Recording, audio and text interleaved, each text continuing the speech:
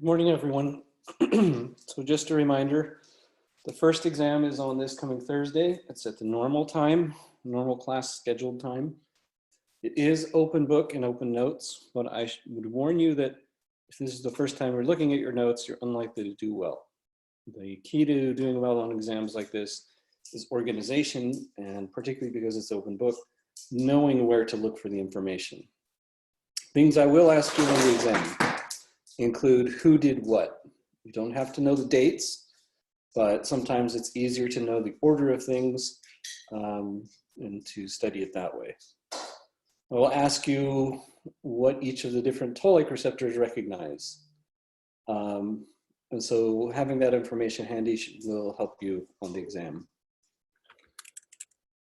Okay, so last time we left off with a discussion of the interferon pathway, type 1 interferons, and how this poises surrounding cells to respond to infection, particularly viral infection.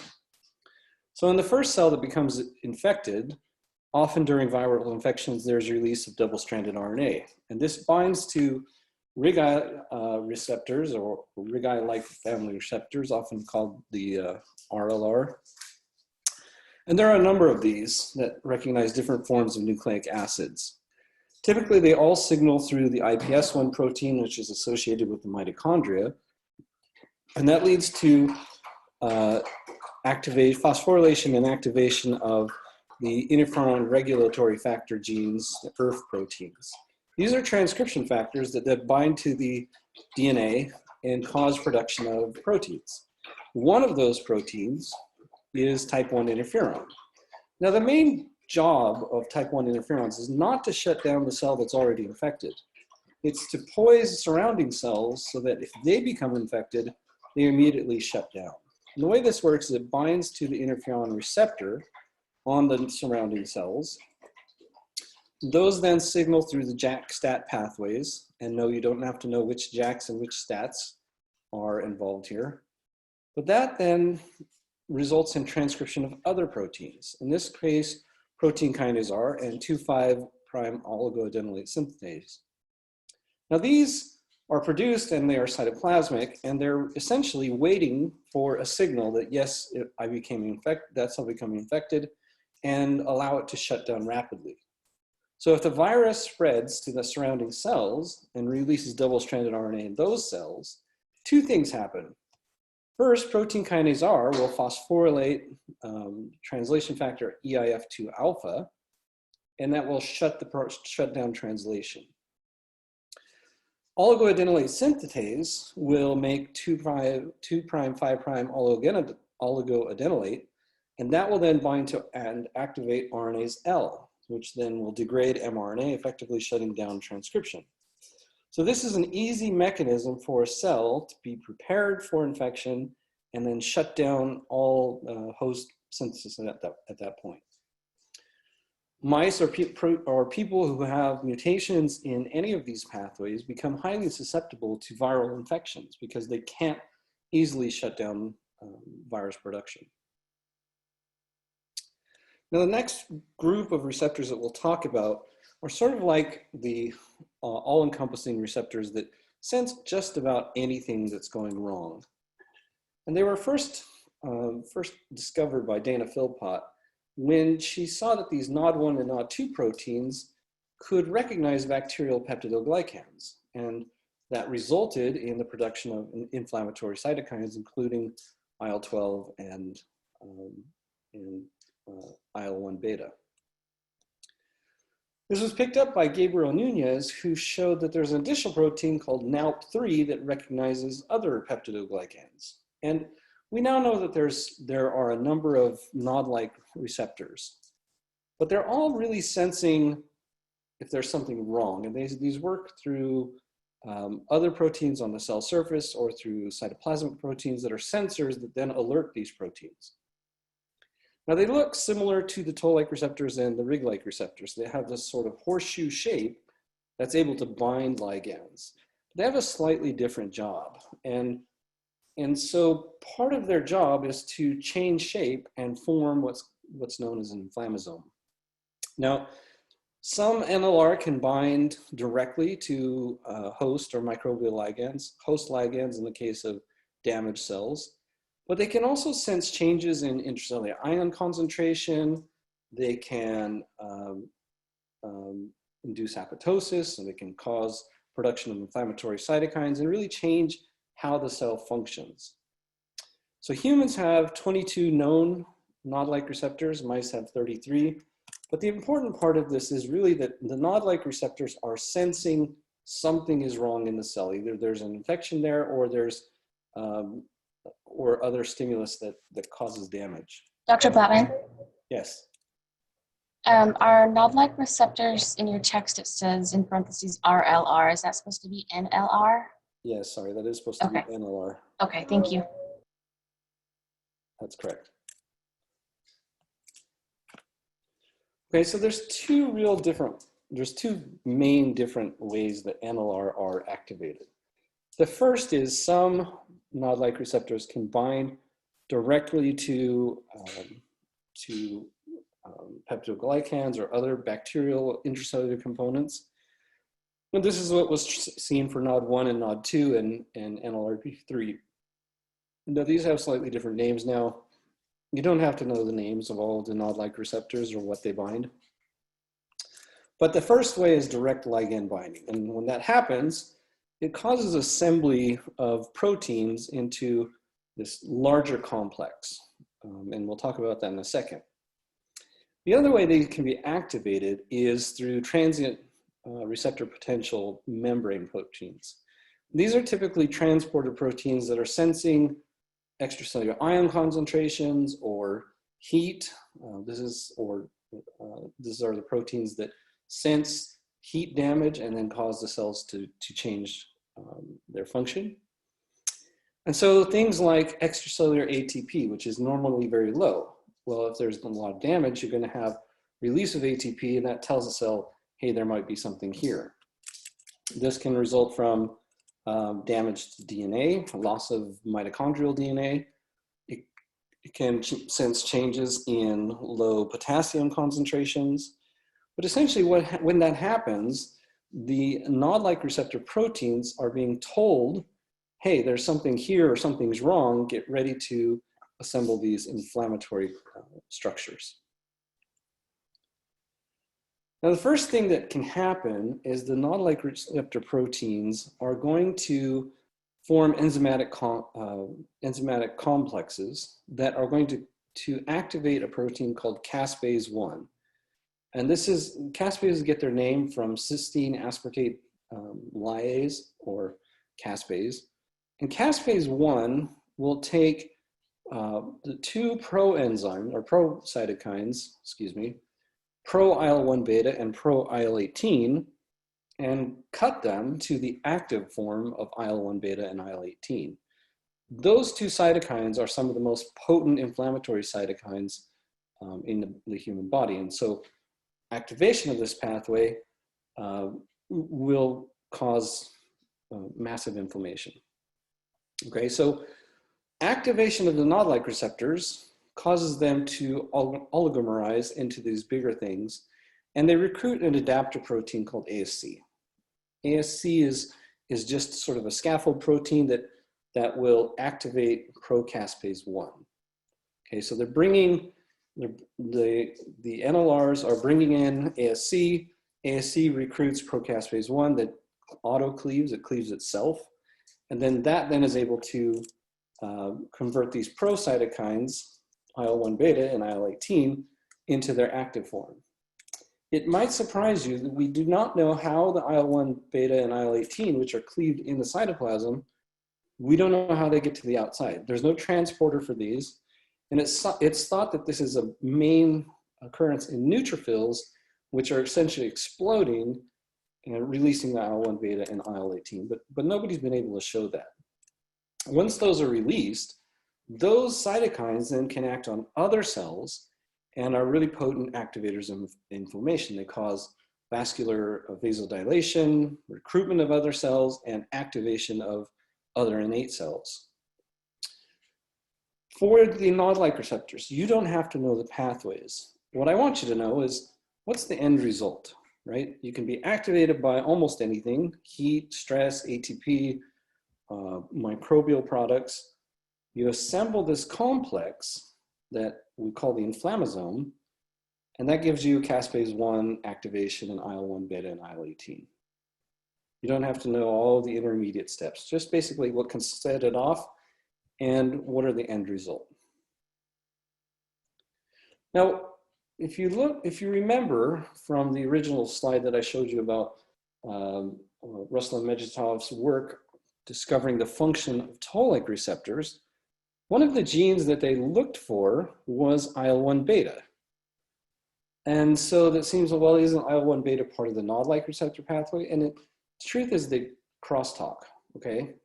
And what's happening is if you have toll-like receptor signaling, you get increased expression of pro-IL-1 beta and pro-IL-18, so that if the NotLike receptors become activated, that they have something to cleave. So those are the non-active forms, and that's actually what Medvedев and Janeway were looking for. The NotLike receptors result in caspase 1 activation and conversion of those to the active form. But the NotLike receptors also affect toll-like receptors. They do this because if IL-1 beta is made, binds to IL-1 beta receptor on other cells, then those cells increase expression of the toll-like receptor signaling intermediates, including MyD88, which is the main one. So there's this crosstalk that IL-1 beta can signal through these other ways. It also turns out that IL-1 beta receptors signal through the same MyD88 pathway. And so the crosstalk between these two pathways is cooperative, and in the nature that what it's trying to do is give you the best inflammatory response if infection occurs. Now, when we're talking about sort of the differences between how an immune response happens, this differential recognition of things leads to production of different inflammatory cytokines. And there's really two. It's either IL-12 or type 1 interferon. You need one of those two different cytokines to generate an adaptive response, because IL-12 and type 1 interferons can signal directly onto both B cells and T cells. And so you think about if these proteins, if these sensor proteins are recognizing lipoproteins or carbohydrates, well, that's going to be from bacteria and from viruses. And so signaling through toll-like receptors that are extracellular or NotLike receptors that are intracellular can activate the NF-kappa B pathway, and you get production of IL-12. That tailors the immune response to be geared towards controlling extracellular pathogens. Okay, so that's mainly bacteria, fungi, and other microbes. Now, viruses typically are using your membranes, or they don't have a membrane, and so it's very difficult to recognize a virus directly. And so your innate system uses the detection of nucleic acids to find if there's a viral infection. Now, this is either from endosomal toll-like receptors or intracellular Rig-like receptors. And so in either case, you get activation of the interferon regulatory factors, the most important one being ERF3, but also ERF7, and production of type 1 interferons.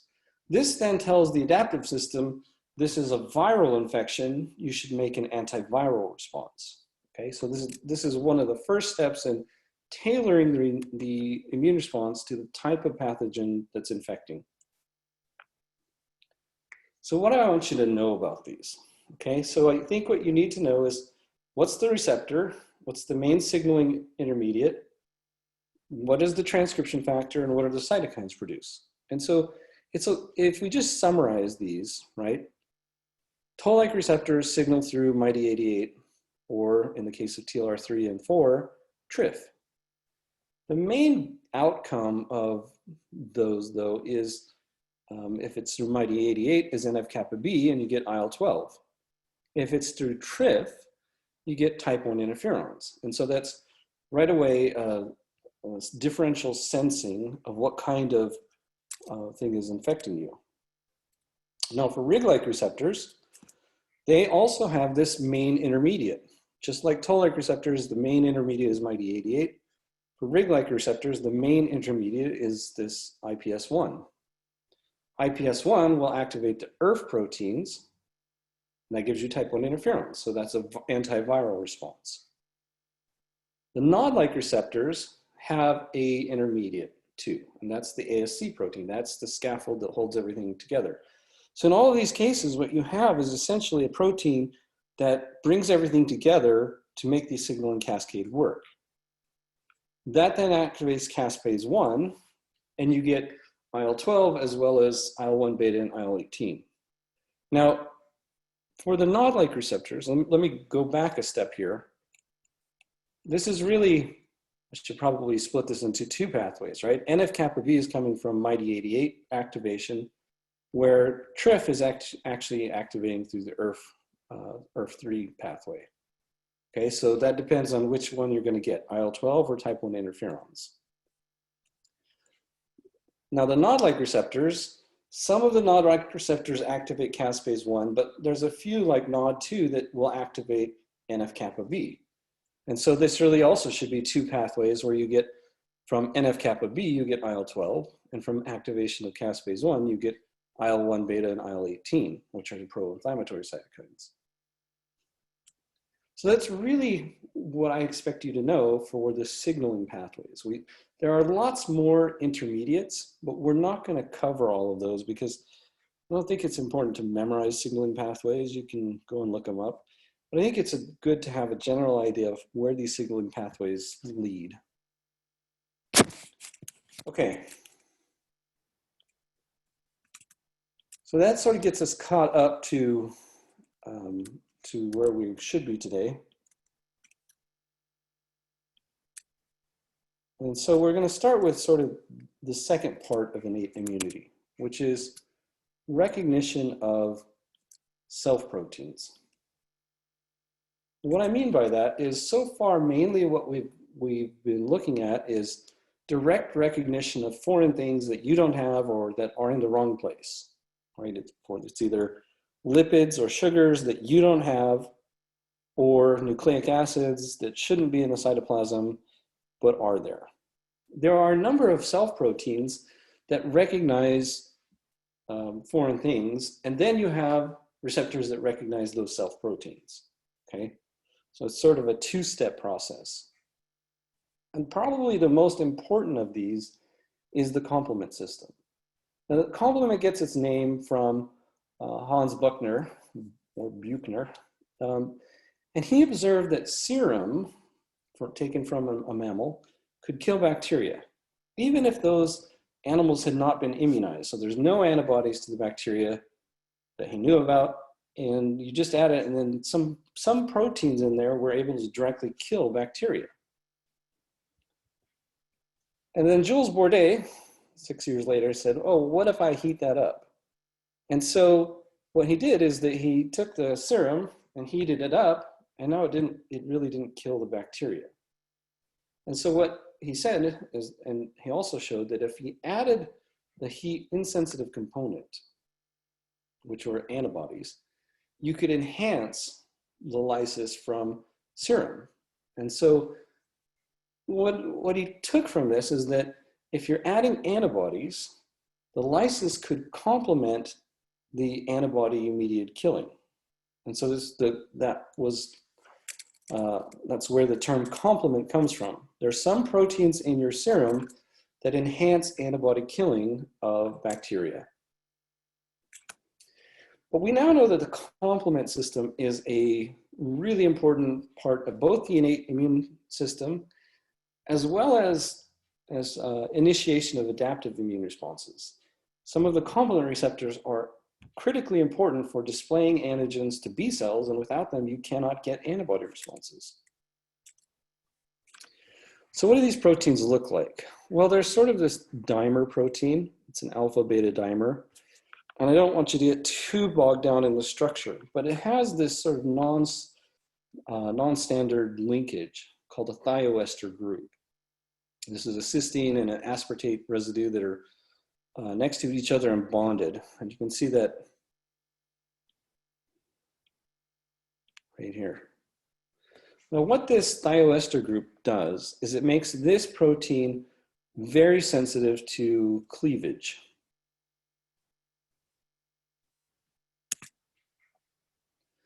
And so what happens is if this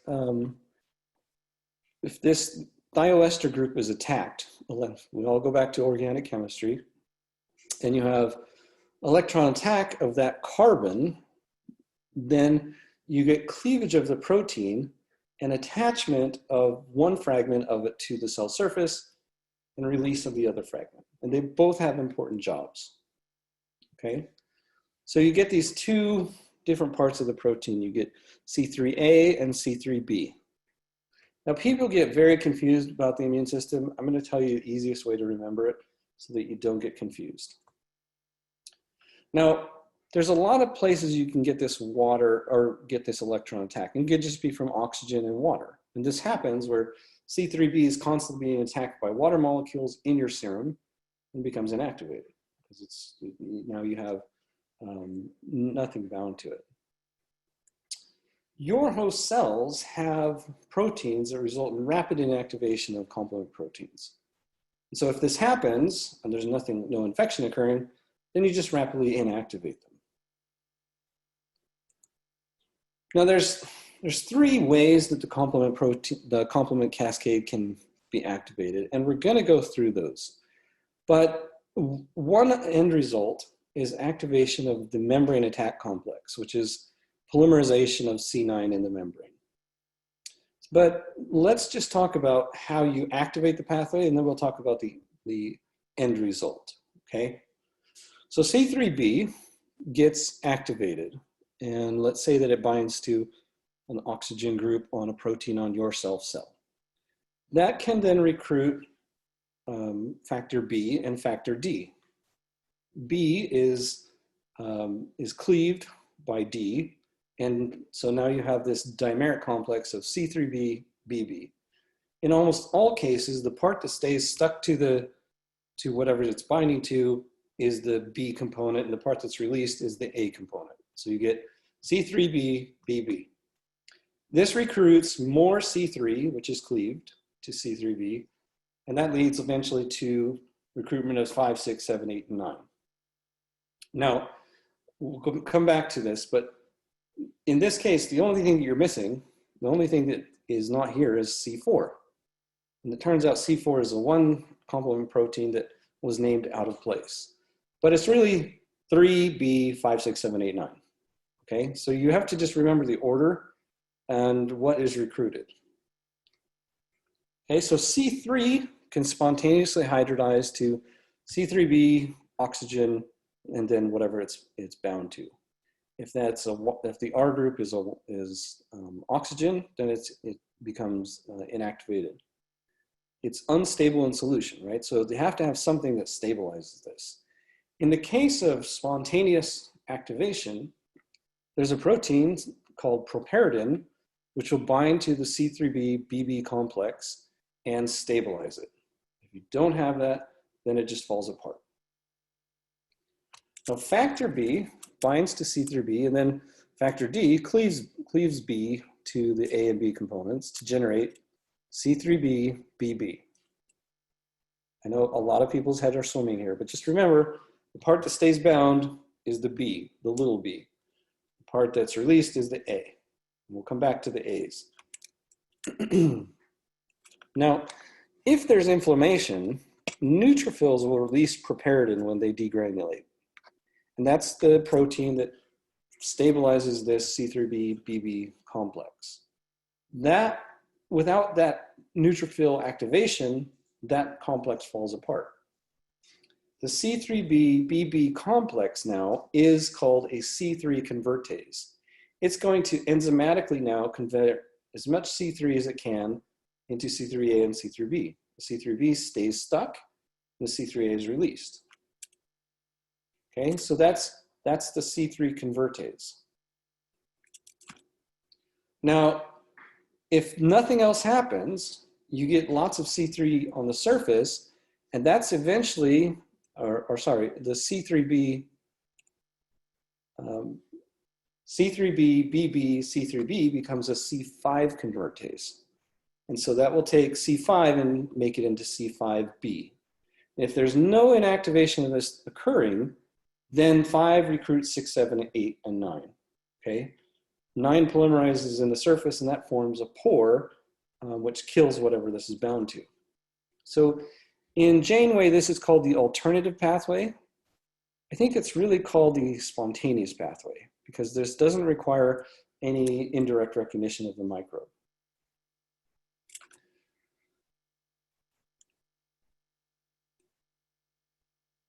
Okay, so we come back to this. There's two steps in here. I don't know why this ended up being 2 different slides that are C3 or C convertases. The first is if you have 3B, BB, that gives you a C3 convertase, which can take all the C3 and cut it. The second one is the C5 convertase, right? That's where you get 2 3Bs and 1 BB. C3B, BB, C3B. Okay? And again, don't get too stressed out about the order. It's just 3, 5, 6, 7, 8, 9. And instead of 4, you have B, the large B. Now, as I said, if you don't have inactivation, that can result in this formation of the membrane attack complex. And so your cells have a number of different factors, either cell surface proteins or soluble proteins, that will bind to this C5 complex and destroy it. And so things like factor H, complement receptor 1, decay accelerating factor, these are surface or soluble proteins that will, essentially what they do is they displace C3b, and then another protein called factor I will come in and inactivate, and they're causing it to become inactivated C3b, which is IC3b. Okay, so now if you think about it, if this is spontaneous and it's occurring all the time, well, you don't want this to happen to your cells. And so in the absence of any inflammation, you're not making preparedin, so they're not stable, but you're also causing them to fall apart by other proteins which are breaking them up. Okay, so under normal situations, you don't have preparedin and you have all these other factors that are breaking up the complement complexes. Okay, so sort of going over what we just said, that these will displace BB or C3b, and when they're displacing C3b from BB, and then factor I is inactivating the C3b. Now this turns out to be important because the complement receptors that transport antigen to lymph nodes for recognition by B cells recognize IC3b. So you're kicking off the BB, and then you're inactivating the C3b so that now if that was an infection, you have something you can transport and show to the adaptive immune system. Now, there are a number of other proteins which can recognize microbial structures. And these belong to the lectin family, so they're going to recognize typically sugars. And the prototype of this is mannose binding lectin. Okay, but turns out there are a number of these other proteins that can do this.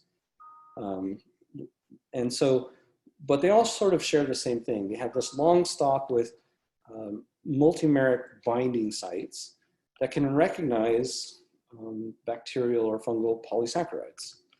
Associated with them, they have enzymes.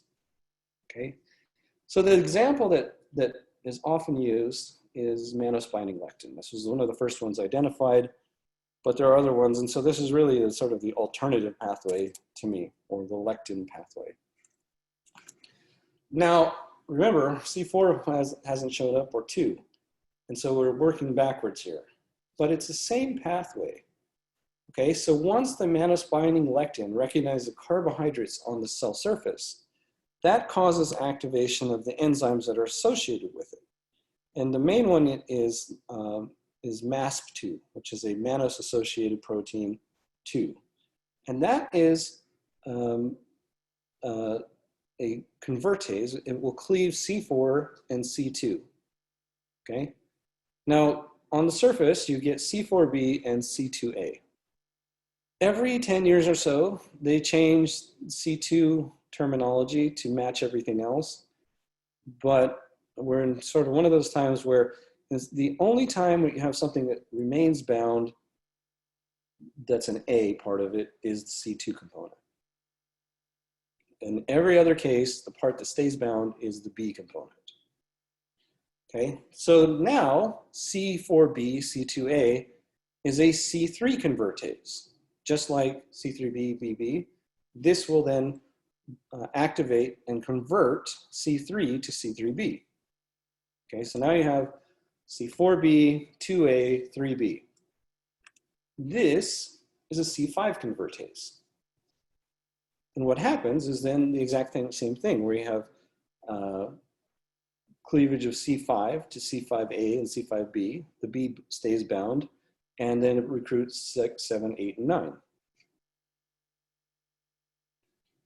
Now the question is, Dr. Blattman, yes. why is the second C5 convertase different than the first C5 convertase? Or just it looks different from what you wrote down? There's two C5 convertase, 423 and 3B3. They have the same job. They just occur from different initiation points. So they're two different proteins, or all of the complement proteins are different proteins, and so, but they have the same outcome. What happens to the C5a?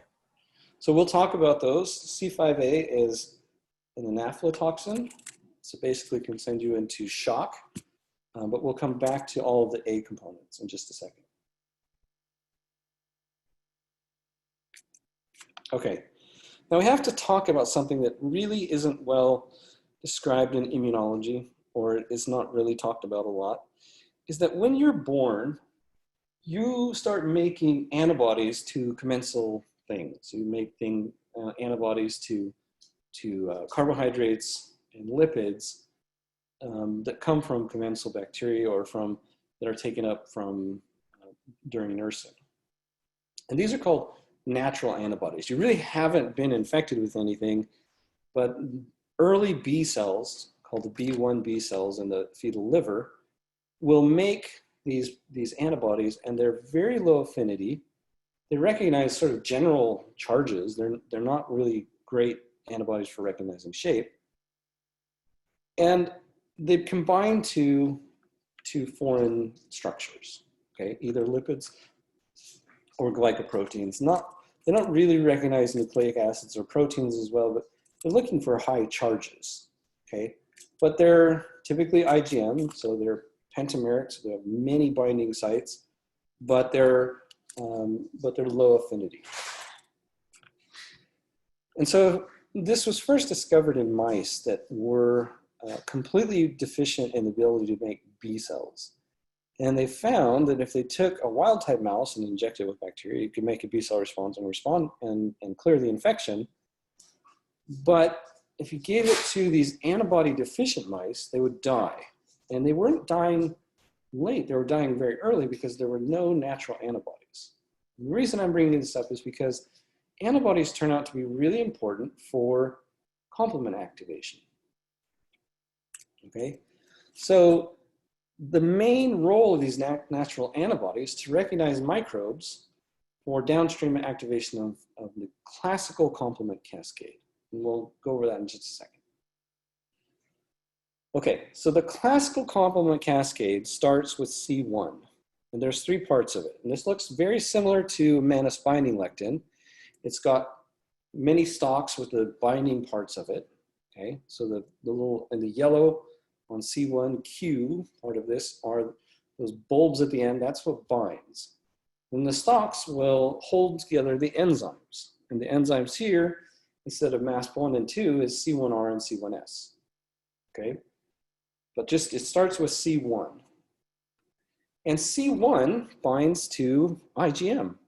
And so the natural antibodies are recognizing microbes, C1 binds to it, and it's binding by C1, the C1q part of it.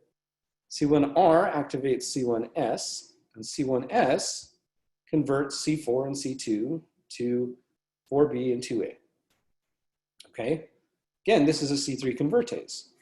And so that's going to activate or is going to cleave C3 to give you C4 to 3, right? 4b, 2a, 3b. Okay, that's a C5 convertase. It's the same one that you get from the Menace binding lectin pathway. And then you get 5, 6, 7, 8, 9. Okay, so the easy way to remember this, to keep this all in order, okay, if you can count to 9, you can do this. The only one that's out of place is C4. Okay, so it's 1, 4, 2, 3, 5, 6, 7, 8, 9. So just remember to put the 4 after the 1.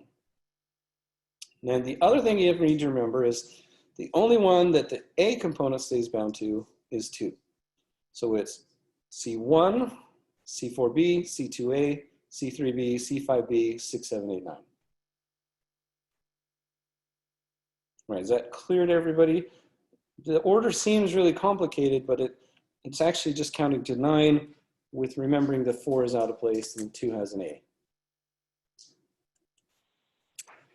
Okay, so what does this do?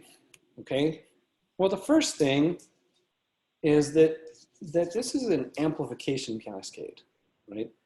The more C3 you stick on the surface, the more chance you're going to have BB recruited. So you're going to have activation, amplification of this. The other thing is that if you think about these different pathways, what's the most efficient one? And so if you talk about, okay, let's say in spontaneous pathway to get to a C3 convertase or C5 convertase, you really need one C3b, and that can give you maybe 100, say 5b. Okay, so you get about 1,000-fold amplification. But if you have these other pathways, either the classical or the MBL pathway, you can get lots and lots of C3 convertase, much more C4 convertase, and much higher amplification of C5b. So if you have lectin, the MBL, bound to a microbe, or if you have antibodies recruiting C1, then you have a much higher chance of activation of C5b and formation of the membrane attack complex.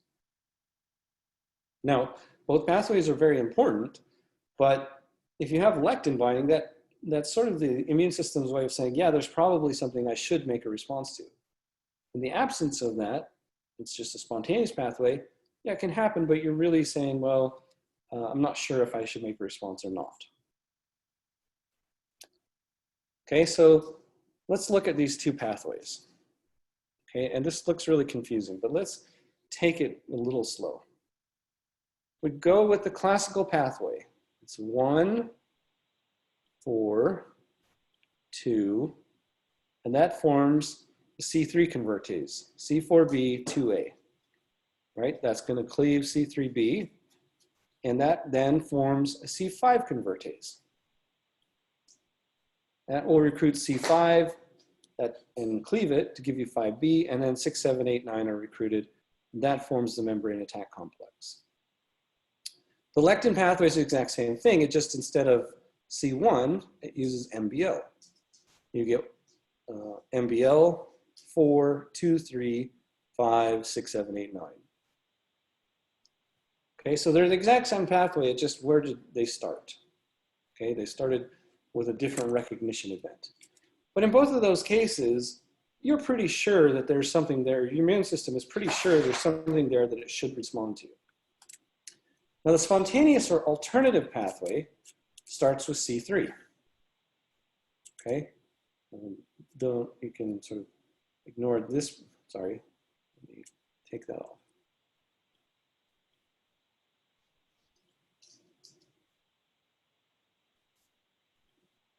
So you get C3, it binds to something, and then you have factor B binding and factor D leaving B into BA and BB. You can also look at it, this would be if it's water, and this would be if it's binding to some protein on the cell surface, okay? Now, in this case, you have C3, you can have factor B binds, factor D cleaves, and that gives you a C3 convertase, okay, which is here. Sorry, my pen skills are not great. So this is a different C3 convertase. Over here it's C4B2A, over here it's C3BBB. The C3B or the C3 convertase takes more C3B and gives you a C5 convertase. Here it's 4, 2, and 3. Here it's 3, B, and 3. Okay, but it does the exact same thing. There are two different structures, but they both take C5 and convert it to C5A and B, and the B stays bound, and you recruit 6, 7, 8, and 9. Okay, so when you're studying, I am going to ask you one of these pathways on the exam. Okay, I'm telling you right now, I'm going to say, fill in the blanks on this pathway. So all you have to really remember is what's the order. Then the job is essentially the same. Okay, so. Dr. Blattman, Yes. I have a question. So for the C1q, is that found inside of our bodies like naturally, or is it coming from a microbe? Because in the other picture it showed that it attached to the IgM, but Yeah, why is it like attaching to IgM? So if we go back to the recognition here, those globular heads on the yellow part, that's C1q. Now, C1 proteins are your own proteins. They're designed to recognize your own antibodies. But what happens is when IgM binds to the cell, to the microbial surface, it changes shape and allows it, it sort of makes it a landing pad for C1. And so binding of the IgM exposes the complement binding sites on IgM and allows it to attach. And so all of the proteins that we're talking about here, mannose binding lectin, all of them are your own proteins that are designed to recognize either antibodies that are attached to a microbe or microbial structures, in the case of MBL, or just happen spontaneously. So any time that it wants to attach to a microbe, it needs the C1 to attach to the IgM in order for the IgM to attack or like attach to the microbe? No, the IgM binds first to the microbe, and then the complement proteins come in and land on it.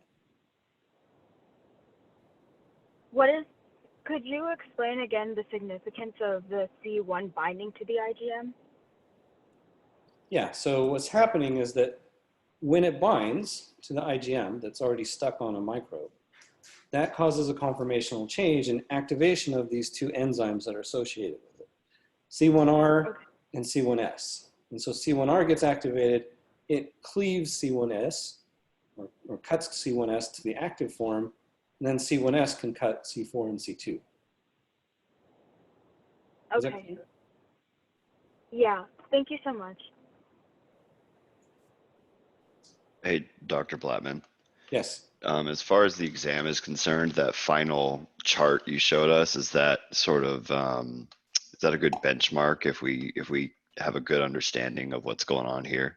No, I think this is a all-encompassing one. What I'm more interested in is I would ask you about one of the pathways, not all three of them. And we should have, okay, so we should have a fairly detailed understanding of all three. Yeah. Okay. Okay, so now the first thing that complement, the thing that is most often taught about complement is the activation of this membrane attack complex. And that is an important part of the complement cascade. It's turns out it's not the most important, but it is an important part. And so you have these three pathways, right? You have spontaneous C3 hydrolysis, and you get, in that case, you can get recruitment of BB, and then that cleaves more C3B. So now you have a C5 convertase. If you have the MBL or C1 classical pathways, that gives you this C5 convertase. And that converts C5 to C5A and B. The C5B stays stuck. And that recruits 6 and 7. It's not cleaving them, it's just recruiting them. And then that complex then recruits C8. Okay, so it's just 5, 6, 7, 8. This complex, C5b, 6, 7, 8, recruits lots of C9. Okay, so C9 is going to polymerize. And it looks sort of like this, where you get this C5b, 6, 7, 8 complex. That's going to, 8 is inserting into the membrane, and that's recruiting C9, and it just polymerizes and forms a circle. So you get a pore, okay? These are actually large pores that you can see in electron micrographs on bacteria. They're punching holes in the surface. And for any living organism, having holes in your membrane is not a good thing. Okay, so here you can see an actual structure. Here are some of the pores formed on the microbial membrane. And you can see on the side view, you can see that it's actually punching a hole in it. Now what this does is basically you punch a hole, now you've lost membrane potential, okay? All organisms rely on membrane potential for their ATP pumps, the energy consumption, transport of ions. And if you don't have that, and you've got these big holes, you get hypotonic influx, right? Water rushes in, it basically explodes. Just if you've ever done hypotonic lysis of red blood cells, the membrane attack complex will do this to microbes. Now it turns out we'll also do this on your cells, and the main cells that complement is binding to and labeling are the old red blood cells. So as red blood cells age, they lose these inhibitory factors, DAF and CR1, and so spontaneous attachment to old red blood cells will actually cause them to get lysed, and then they clear them out in the spleen and the kidney. So this system is geared towards sort of maintenance of your red blood cells, but also for attacking microbes if they come in. Okay, so one of the question was, what happens to all the other released parts? And you can see, this is a diagram from quite a while ago, and so here it has the B component for 2 staying bound, right? I'm not going to penalize you for that on a test. Typically right now, people think that the 2B is the part that's released here. Okay, but in any case, you have all of these different components released: C4A, C3A, and C5A. And then you also have the 2B, okay? And then, sorry for the diagram, I know this is confusing enough without them changing terminology. But in general, the farther you go down the pathway, the more activating these are, okay? And all of these released components are collectively called the Anaphyla toxins. This comes from Egyptian language for anti-immune. It's basically making, these things are potent toxins that basically can kill you if there's too many of them. So C5A is the most potent, okay? Because it's down on the list. It's all the way down. And so if you've gone that far in the complement activation, then you're pretty sure you need to make a response. And so C5 is the most potent. C3 is just behind it.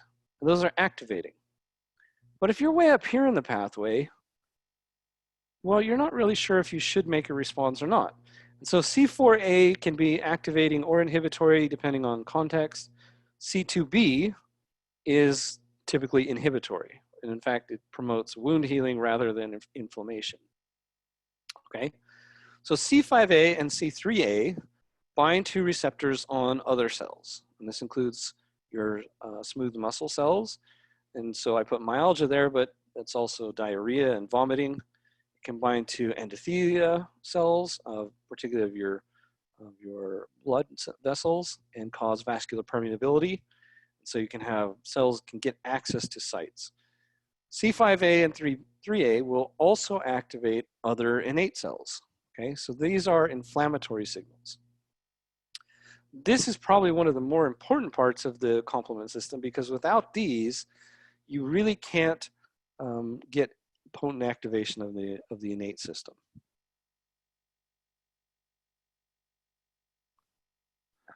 Now, the part of the complement system that is perhaps most important is the recognition of the inactive form of C3b, okay? And so if you remember, we talked about all of these different receptors that macrophages and granulocytes have. Primarily macrophages express complement receptors that recognize host proteins or complement proteins bound to microbial surfaces. Okay, so we talked about C1R, and this is mouse and human versions of these. And C1R is basically displacing C5 or other proteins and inactivating complement complexes. CR2 is recognizing that inactive complex and then taking that microbe and transporting it on the surface of the macrophage intact to a lymph node. It's not phagocytosing it, it's just holding it so that it can give it off to follicular dendritic cells. Now, both of these bind complement products, and primarily they're recognizing C3b. Okay, in CR1, in the case of CR1, that's recognizing something that's coded with active C3b. That sort of tells it, well, I need to kill this. Okay, so that they can activate granulocytes and cause killing of microbes. CR2 recognizes inactive C3b, and which is older terminology is called C3d. But let's stick with our terminology, it's C3b, inactive form of C3b. And that's a transporter complement receptor. Okay, so CR1 is going to bind C3b on macrophages. That favors formation of the membrane attack complex, or killing of the microbe. Also favors degranulation if it's recognized by neutrophils. C5a activates macrophages to phagocytose CR1 bound to C3b. They're taking it in, so they're going to try and kill it. But now if you have something that's, excuse me, so if it's early during the infection and you've got lots of active C3b, that's going to favor CR1 binding, lysis, and phagocytosis, okay? That's really part of this whole anaphylotoxin system, where if you have CR1 binding and you see all of this, you get activation of the membrane attack complex and release of C5a. C5a then tells the macrophage, yes, kill it and internalize it and digest it. CR2 is really important later during that initial phase, where now the microbe's been killed. Let's say it's got a membrane attack complex on it, and you're going to start inactivating C3b because these are very unstable. Once the macrophages recognizes inactive C3b, it's going to pick up that microbe and take it to a lymph node. Now, what it's doing in that process is it's being, the BB is being displaced, right? So factor H, DAF, decay accelerating factor, membrane complement protein, or CR1, will take off the BB and make IC3B or C3b unstable, and so it spontaneously hydrolyzes. It also can be hydrolyzed by factor I. Okay, now once the macrophage recognizes IC3b that's stuck to the microbe, it's going to bring that to the lymph node, and it's going to hand that off to follicular dendritic cells, which are sort of like the Christmas trees of the antigen presenting cells. They hold stuff on their surface intact so that B cells can recognize those intact structures and make an antibody response. If you don't have these complement proteins, you don't transport antigen to lymph nodes very well, and you're very susceptible to, particularly to bacterial infections. Okay, now we'll talk a lot about this more when we go through B cell activation. But essentially what's happening is macrophages are handing this stuff off to the sort of transporter B cells, and then they hand it off to the follicular dendritic cells. Follicular dendritic cells can hold it on their surface for weeks until an antigen-specific B cell can come along and recognize it. Now, it should be not a big surprise that for B cells, we're going to talk a lot about this two-component recognition system, but for a B cell to be completely activated, it needs to recognize the antigen, but it also has to recognize IC3B. So the co-receptor for our B cell is complement receptor 2. For right now, all you need to know is that that helps a B cell get fully activated. Okay, so what do you need to know about complement? Okay, you need to be able to count to 9, remembering where 4 goes. Okay, you need to know that except for C2, all the parts that stay bound are the B parts. And you need to know the 3 main functions. One is it kills stuff. So you either form the membrane attack complex, or if macrophages recognize active C3b, they'll phagocytose it. The second function of the complement system is to help transport stuff to a lymph node so you can make B cell responses. That's IC3b and complement receptor 2.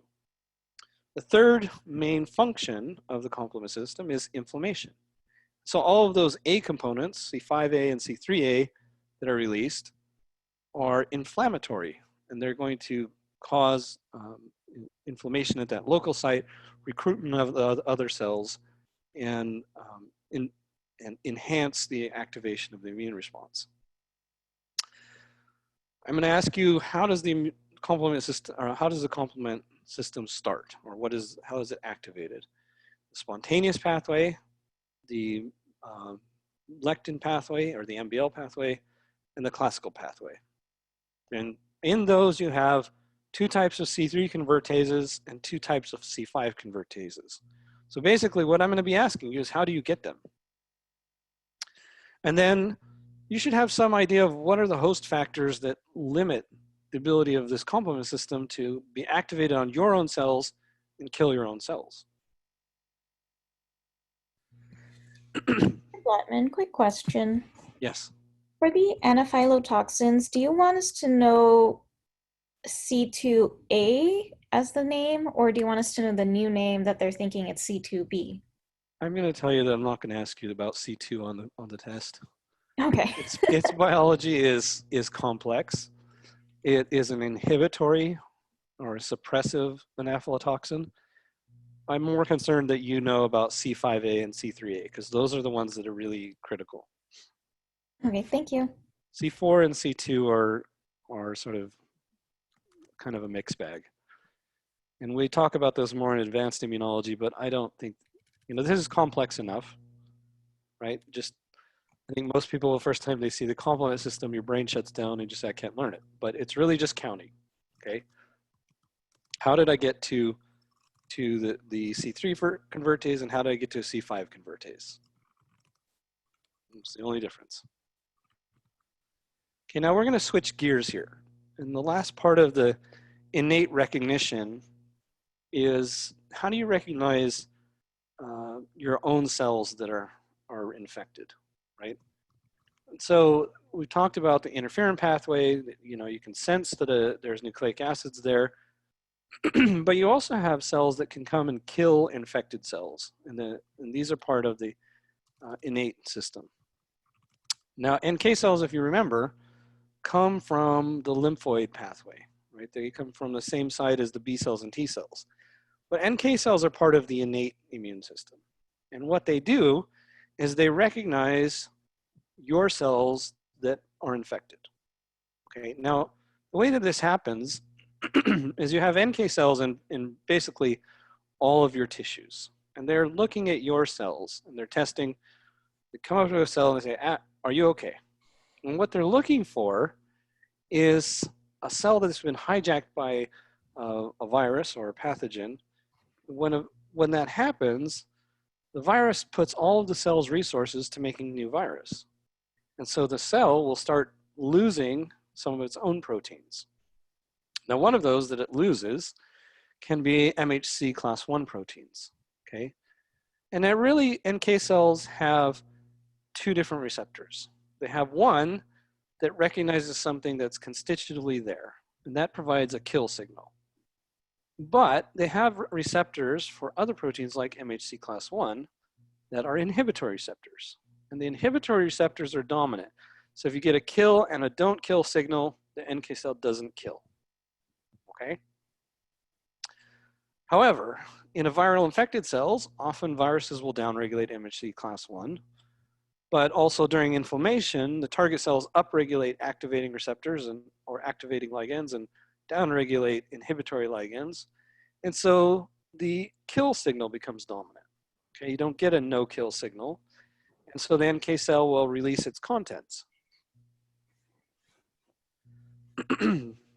Okay, so this is really just a way for you to survey cells. There's no antigen here. They're just looking for the presence of normal surface proteins.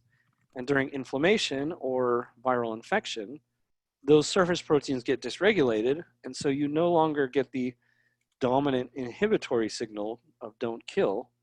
You only get the kill signal. Okay, now we're going to introduce something that, how does an NK cell kill a target cell? Okay, and the main way that they do this is by the perforin granzyme pathway. And perforin, unfortunately, was named perforin because they thought it perforated the cell surface. We now know that it doesn't. It's actually just a transporter. So perforin is a granzyme B transporter. Okay, so an NK cell here in blue on the left recognizes a infected cell. It doesn't get the don't kill signal, and it releases perforin. Perforin binds to the target cell membrane and forms this transporter and transports granzyme B from the NK cell into the cytoplasm of the target cell. Now, granzyme B is the one that starts the apoptosis pathway in the target cell. And the first way that it does this is that it cleaves a protein called BID. BID then binds, the cleavage product BID binds to mitochondria, and you release cytochrome C. Anybody remember why you need cytochrome C?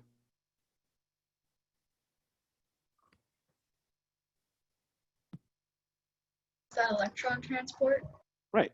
If you don't have cytochrome C, you lose complex 4, and you can't transport electrons. And you release of that cytochrome C results in caspase 9 activation and activated downstream pathways. We'll come back to that in just a second. The other way that NK cells can kill is by what are called death receptors. And so the CD95L here, another term for that is FAS.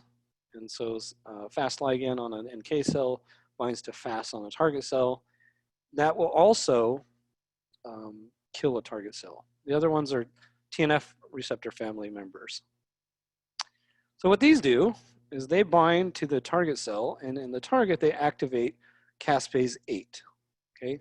Now we talked about caspase 1, right? That is, it's involved in other processes. These are also cysteine aspartate lyases, or proteases. I guess they're proteases, not lyase. But they both activate a subsequent caspase, which is called caspase 3. This then will start to cleave up your DNA, and your cell dies and starts blebbing. So the crux of this is the NK cells can have these different mechanisms for killing a target cell. Now, why would it have more than one mechanism? Well, the short answer is not all cells are going to express FAS or TNF receptors. So if you don't have that, then you have to kill by other pathways, and that would be the perforin granzyme pathway. So it's just making sure that it has the ability to kill any cells that it detects are not good or that are abnormal. Just to be clear here, they do not die. The NK NK cells do not die through this process. Yeah, we'll talk more about this, but this is directed lysis, where it's rearranging its microtubule organizing center, and so it's putting it out on the target cell. It also has, when it's in the the granules in the NK cell, you can imagine it, well, that's just a membrane. Why doesn't it just form a perforin complex in its own membrane? When it's in the NK cell, it's bound to another protein called seroglycin, which prevents it from killing itself from the inside out. And so that it's sort of a way of protecting it from its own bullets, if you want to put it that way.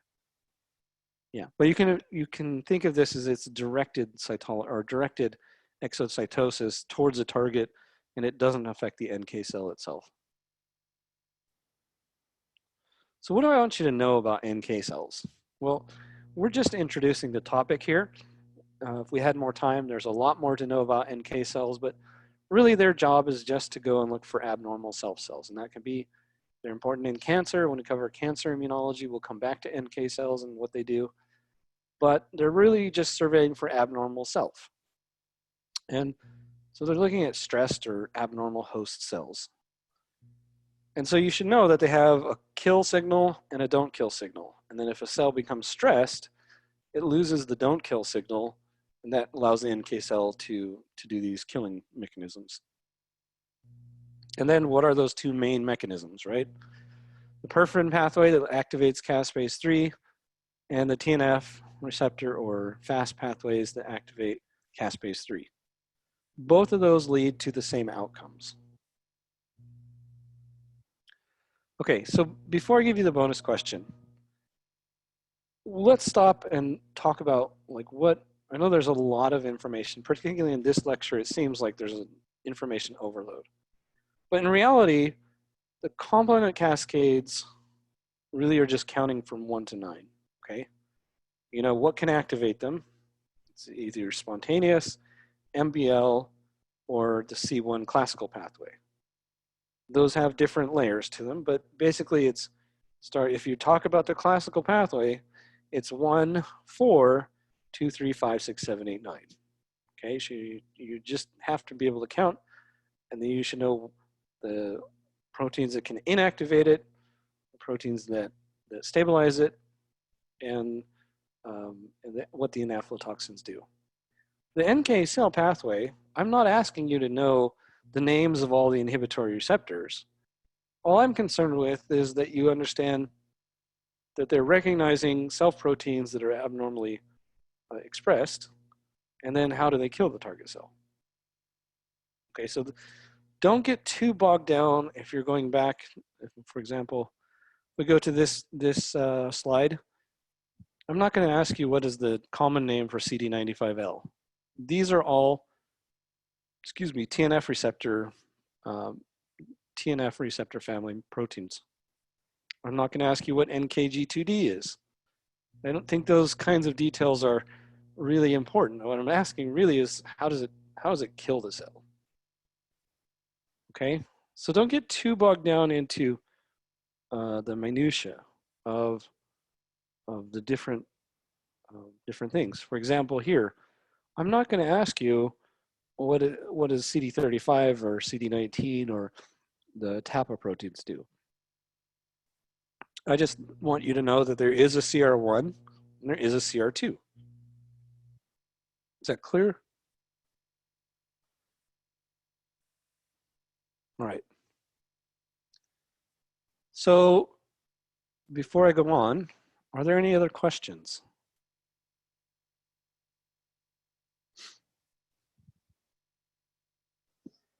Oh yeah, really quick. Do the natural killer cells recruit any other adaptive immune cells to the response if they detect a, I guess, an infected cell? They do make inflammatory cytokines, and the main one that they make is interferon gamma. For right now, I don't care that you know how they're doing this, because we're going to come back to this when we talk about immune responses in cancer. Okay, so we will revisit NK cells and their importance, but for right now, just know that their main job is to kill abnormal cells. Cool. Thank you.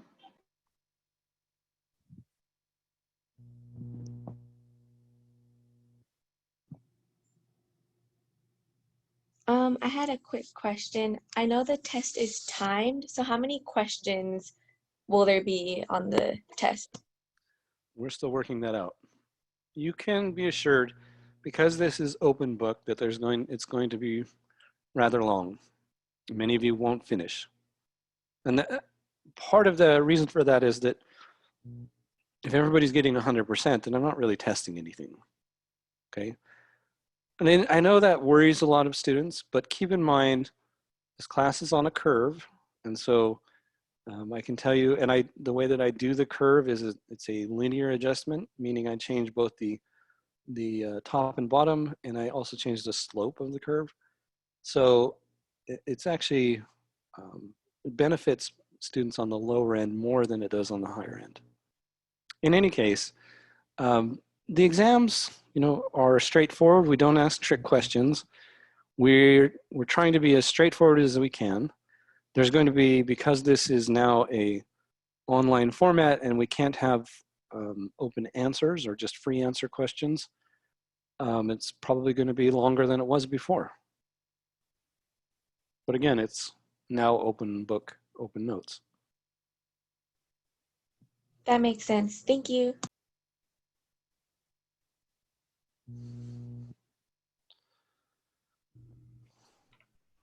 Okay. I have a quick question about the spontaneous complement cascade versus the MBL and the classical. They're both recognizing an antigen. And the spontaneous, you said sometimes it'll trigger inflammation, sometimes not. What is usually initiating that spontaneous response? Can you repeat your question again? I'm not quite sure what you meant. What is typically setting off the spontaneous complement cascade versus the other two, the classical and MBL? They're recognizing an antigen and responding, but the spontaneous, is it just kind of? The spontaneous is occurring all the time, and there are certain diseases of people that lack some of the inhibitory pathways that will burn through all of their complement proteins in a day, okay? So the spontaneous pathway is going on all the time, and the normal state is that you're inactivating that. Here we go. Okay, so this is occurring all the time, but you normally don't have preparedin to stabilize it, okay? So this part here, that only happens when you have neutrophil activation, so that there's something there. And normally, you have these other factors that, as this occurs, are inactivating that. Okay, so it's only really when you have some inflammation and neutrophil degranulation that you get stabilization of this pathway, and then these other factors will be able to inactivate it, but not as well after preparedin is bound to it. Okay, so the spontaneous pathway is going on all the time. The MBL and the classical pathway rely on something else to bind to it, and that's why they're much more potent.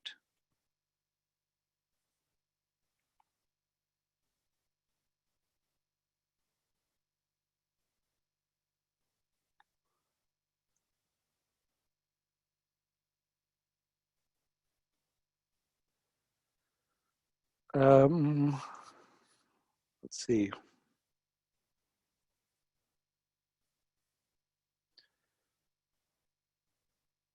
So for those of you who are DRC students, yes, your time will be added onto the exam, so you just have the additional time.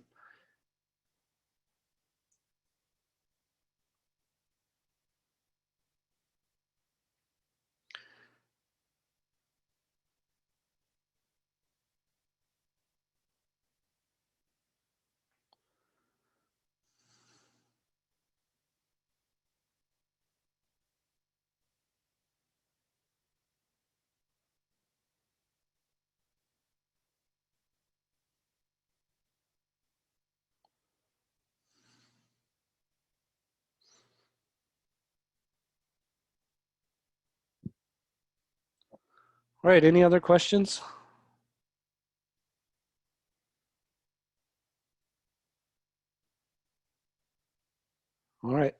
We'll see you on Thursday. Good luck studying. Were you going to give us that question? Oh, I'm sorry. Yeah, you're absolutely right.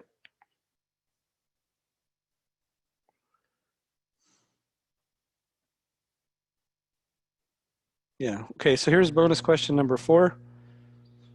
Or actually, I think it's number 5. But anyways, it's correct on Canvas. So this is on the upper left is a picture of Ebola virus. And one of the things that people don't realize is that if you get infected with Ebola, you get a hemorrhagic skin rash, which is seen there in the upper middle there. It's this very painful, large blisters. And then eventually you'll get vascular leakage, and you can see, sort of people get red eyes, and be prior to sort of loss of blood pressure and eventual death. Okay, so the pathogenesis of Ebola is essentially hyperactivation of all of your innate pathways, but early during infection, it's mostly innate activation. So the bonus question number 5 is name 2 innate signaling pathways that are likely activated by Ebola virus. And I'm not going to tell you what kind of virus it is. I'm just going to let you find out which pathways are activated. Okay, so that is on Canvas. It should be available now. It is due before the exam. And an answer to that will give you, 1 point on the final. So quick question for Thursday. We don't have to log on to Zoom. We just start the exam at 9. Correct. Okay. Right, but you have to go on Canvas and do that through the lockdown browser.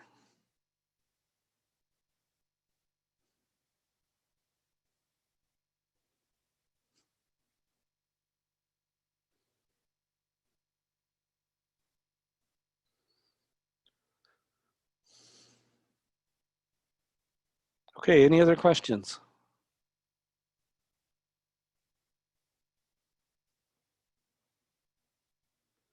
All right, good luck. We'll see you on Thursday.